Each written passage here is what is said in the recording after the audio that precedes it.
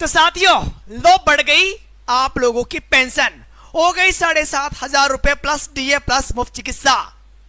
बस यही सुनना था आप लोगों को सर। इसी के लिए तो हम लोग इतना संघर्ष कर रहे हैं और यही तो हम लोग चाहते हैं कि अगर ये चीजें हो जाए तो हम लोग जिस प्रकार से, जिस उग्रता के साथ में या फिर जिस शांति स्वभाव में सड़कों पर बैठे हुए हैं, मैदानों में बैठे हुए, तमाम प्रकार के मौसम में अपने आंदोलन को, अपने आंदोलन के माध्यम से अपनी जो मांग है आप लोगों तक पहुंचाने का प्रयास कर रहे हैं, सिर्फ इसी के लिए। और यही चाहते हैं कि बस इतना आप बोल दो कि हो गई 7,500 रुपए आपकी पेंशन, हो गया भुगतान, तो हमारी समस्याएं खत्म हो जाएगी।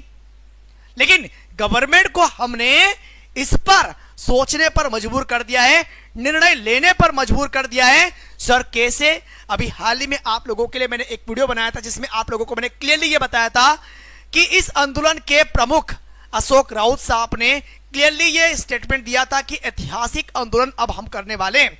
आपको लेटर के माध्यम से भी हम लोगों ने बताने का प्रयास किया था, लेकिन अब फाइनली आपको भाई कह रहे हैं कि ऐतिहासिक आंदोलन होगा। उस आंदोलन की गूंज कहीं न कहीं इस बहरी सरकार के कानों में गई और इन्होंने इस प्रकार का निर्णय लेने की बात सोची।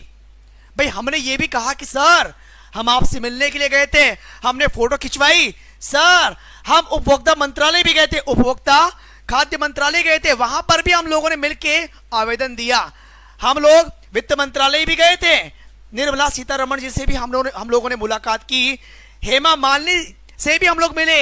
ये फोटो सर हम लोगों ने ऐसे ही नहीं खिंचवाई है, इन फोटो के पीछे ना बहुत बड़ा संघर्ष है। उस संघर्ष को देखते हुए आपने हमें वहां पर बुलाया और इस प्रकार से क्लिपिंग हुई कि ये हमारी मेहनत है, हम ऐसे ही आपके पास में खड़े नहीं हुए। लेकिन तमाम मेहनत करने के बाद में आप हमें ये देते हैं, भाई आप हमें ये देते हैं कि चलो ठीक है ये लॉलीपॉप खा लो आपका काम हो जाएगा।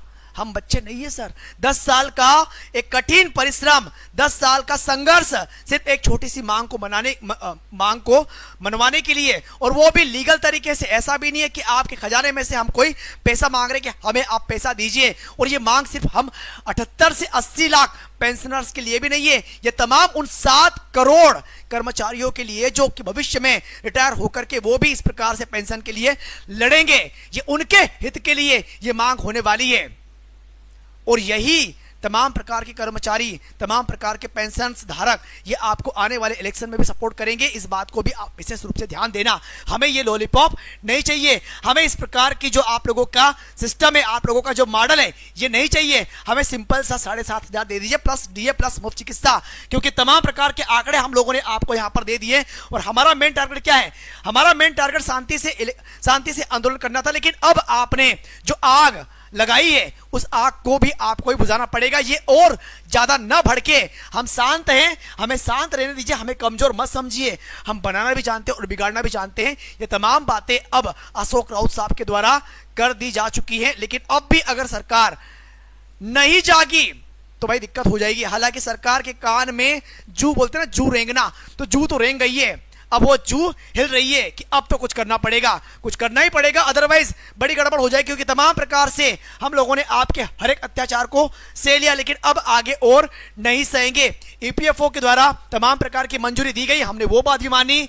यहां तक कि आपने जो कहा कि 3,000, हमें 3,000 नहीं चाहिए सर, 3,000 में कुछ नहीं होता है। 7,500 की सिंपल सी डिमांड है, वो भी आप जो दोगे वो ब्याज में से आएगा। संशय इस बात का उठ रहा है कि वो पैसा जो हमारा 8 लाख करोड़ आपके पास जमा था, जिसका प्रति माह ब्याज आपके पास इकट्ठा होता है, वो पैसा आपके पास में है भी, या फिर आपने बड़े बड़े उद्योगपतियों को दे दिया है, या फिर आपने तमाम प्रकार की योजना जो आपके द्वारा चलाई जा रही है इन योजनाओं में उस पैसे को इन्वेस्ट कर दिया है। हमें इस बात का भी संशय, हमें वो रिकॉर्ड भी चाहिए, या फिर हमारा जो पीएफ के रूप में जो पैसा जमा था हमें मत दो पेंशन, हमें हमारा पैसा वापस लौटा दो। ऐसी तमाम प्रकार की कवायद लगाई जा रही है ईपीएस 95 के कर्मचारियों के द्वारा। अब मेन मुद्दा कौन सा आता है? आपके तमाम प्रकार के मंत्रालयों ने हमें कई प्रकार के प्रलोभन दिए, हमने उनको भी सहन किया, लेकिन अब आगे हमारे में लिमिट खत्म हो गई है। अब होगा एक प्रकार का ऐतिहासिक आंदोलन। अगर आप नहीं चाहते कि इस प्रकार का कोई आंदोलन हो और आपकी सरकार चाहती है कि भाई साहब शांतिपूर्वक ढंग से तमाम चीजों को मान लिया जाए, तो भाई साहब आपसे सिंपल सी एक मांग है कि आप क्या करोगे? आप शांतिपूर्वक तरीके से ये तमाम चीजें क्लियर कर दो, हमारी टेंशन भी दूर और सबसे बड़ी आपकी टेंशन भी दूर। अगर आपको भविष्य में लग रहा है कि पैसा ज्यादा होगा, सर ज्यादा नहीं हो रहा, यहां पर भी इस आंदोलन में इतने सारे अधिकारी आपको देखने को मिलेंगे, इतने सारे वेल एक्सपर्ट देखने को मिलेंगे जिन्होंने पूरा एनालिसिस करके आंकड़े आपके सामने शो किए। अगर ईपीएफ ये कहता है कि भाई 15 लाख करोड़ का हमारा खर्च हो जाएगा, कहां हो रहा है भाई? इतनी भी बत्तीबाजी मत करो कि इंसान आपको पागल ही समझ बैठे कि भाई बेवकूफी आप तो बना रहे किसी को। जो आंकड़े हमने शो किए उन आंकड़ों पर भी एक बार गौर करिएगा, और इसीलिए बार बार हम आपके तमाम प्रकार के मंत्रालयों से मिल रहे हैं। लेकिन अब फाइनली अल्टीमेटम आप लोगों को मिल चुका है कि अगर इंस्टेंटली आपने कोई एक्शन नहीं लिया तो भाई साहब आप लोगों के लिए बड़ा बुरा हो सकता है, आपकी गवर्नमेंट के लिए बड़ा बुरा हो सकता है।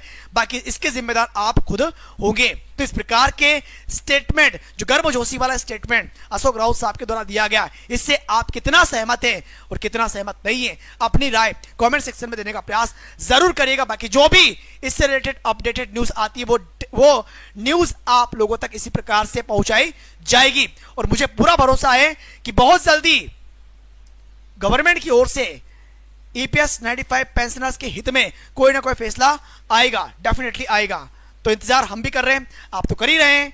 तो जो भी न्यूज आएगी वो आप लोगों तक इसी प्रकार से पहुंचाई जाएगी। सो मिलेंगे अगले वीडियो में एक नई जानकारी के साथ में। सो अभी के लिए बहुत बहुत धन्यवाद। Thank you. जय हिंद, जय भारत। डिमांड है वो भी आप जो दोगे वो ब्याज में से आएगा। संशय इस बात का उठ रहा है कि वो पैसा जो हमारा 8 लाख करोड़ आपके पास जमा था, जिसका प्रति माह ब्याज आपके पास इकट्ठा होता है, वो पैसा आपके पास में है भी, या फिर आपने बड़े बड़े उद्योगपतियों को दे दिया है, या फिर आपने तमाम प्रकार की योजनाएं जो आपके द्वारा चलाई जा रही है इन योजनाओं में उस पैसे को इन्वेस्ट कर दिया है। हमें इस बात का भी संशय, हमें वो रिकॉर्ड भी चाहिए, या फिर हमारा जो पीएफ के रूप में जो पैसा जमा था हमें मत दो पेंशन, हमें हमारा पैसा वापस लौटा दो। ऐसी तमाम प्रकार की कवायद लगाई जा रही है ईपीएस 95 के कर्मचारियों के द्वारा। अब मेन मुद्दा कौन सा आता है? आपके तमाम प्रकार के मंत्रालयों ने हमें कई प्रकार के प्रलोभन दिए, हमने उनको भी सहन किया, लेकिन अब आगे हमारे में लिमिट खत्म हो गई है। अब होगा एक प्रकार का ऐतिहासिक आंदोलन। अगर आप नहीं चाहते कि इस प्रकार का कोई आंदोलन हो और आपकी सरकार चाहती है कि भाई साहब शांतिपूर्वक ढंग से तमाम चीजों को मान लिया जाए, तो भाई साहब आपसे सिंपल सी एक मांग है कि आप क्या करोगे?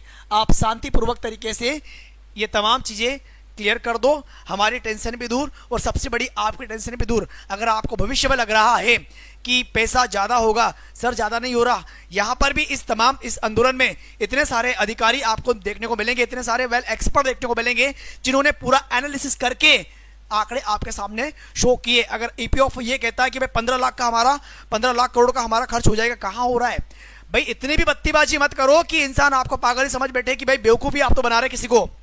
जो आंकड़े हमने शो किए उन आंकड़ों पर भी एक बार गौर करिएगा, और इसीलिए बार बार हम आपके तमाम प्रकार के मंत्रालयों से मिल रहे हैं। लेकिन अब फाइनली अल्टीमेटम आप लोगों को मिल चुका है कि अगर इंस्टेंटली आपने कोई एक्शन नहीं लिया तो भाई साहब आप लोगों के लिए बड़ा बुरा हो सकता है, आपकी गवर्नमेंट के लिए बड़ा बुरा हो सकता है। बाकी इसके जिम्मेदार आप खुद होंगे। तो इस प्रकार के स्टेटमेंट, जो गर्मजोशी वाला स्टेटमेंट अशोक राउत साहब के द्वारा दिया गया, इससे आप कितना सहमत हैं और कितना सहमत नहीं है, अपनी राय कमेंट सेक्शन में देने का प्रयास जरूर करिएगा। बाकी जो भी इससे रिलेटेड अपडेटेड न्यूज आती है वो न्यूज